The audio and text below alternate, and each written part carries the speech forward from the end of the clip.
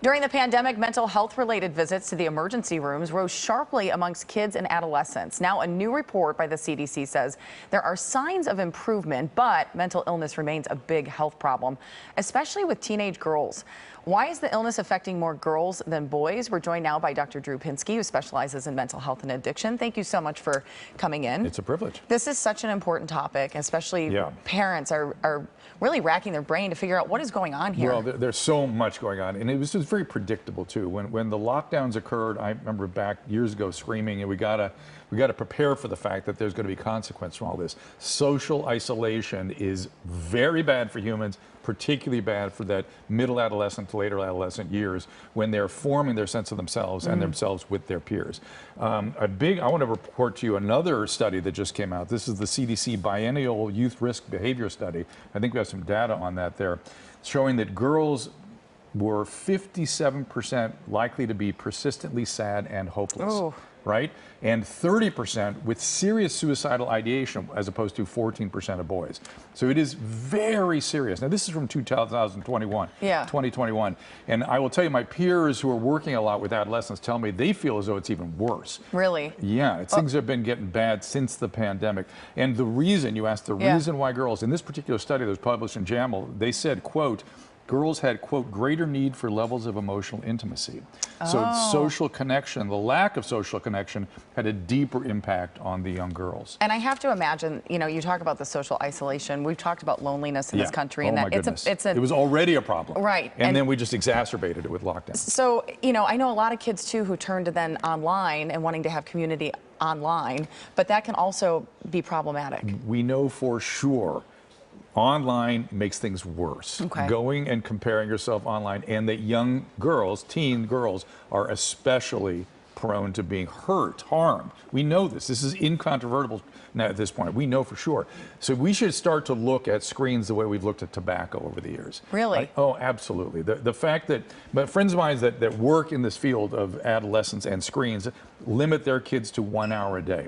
Now, people say, oh, that's impossible. How are we going to do that? They'll be left out. They'll be socially isolated. Right. But the reality is, if all the parents got together and agreed that the community would only allow 1, 2, whatever they decide upon, hours a day, that would limit some of the damage of, we know, Instagram and Facebook and TikTok. These things make mental health worse. So really, it's about parents having to put in guidelines. To have to do the tough work, of course, and also to be aware what kinds of signs there are of mental illness in their adolescent age group. It's not like adults who complain about sadness and crying. It's more that they change their peer group, they change their appetite, their sleep pattern, how they dress, their grades drop. That is the #1 indication of significant trouble, is a full grade drop from an A to a B or B to a C. Okay. You have a primetime special coming up? I do. We're talking about, with TMZ, about Britney Spears, who my heart goes out for. I mean, it sort of reminded me this issue. Yeah, absolutely. That we should not be pejorative about mental health issues, that people with certain mental health conditions also have lots to offer. And Britney Spears is this wonderful artist, this brilliant woman who is suffering. And so we take a little look at that. Well, you know, it's interesting because if you look back, you know, I'm somebody who grew up with Britney Spears, and the way we've talked about mental health in the past, interesting, right? Versus how we talk about it now, I'm glad we're having conversations like this. Totally agree. And unfortunately, when you talk about Britney Spears, you get attacked right away. I noticed even before this thing's airing, I'm already getting attacked online just for daring to discuss Britney.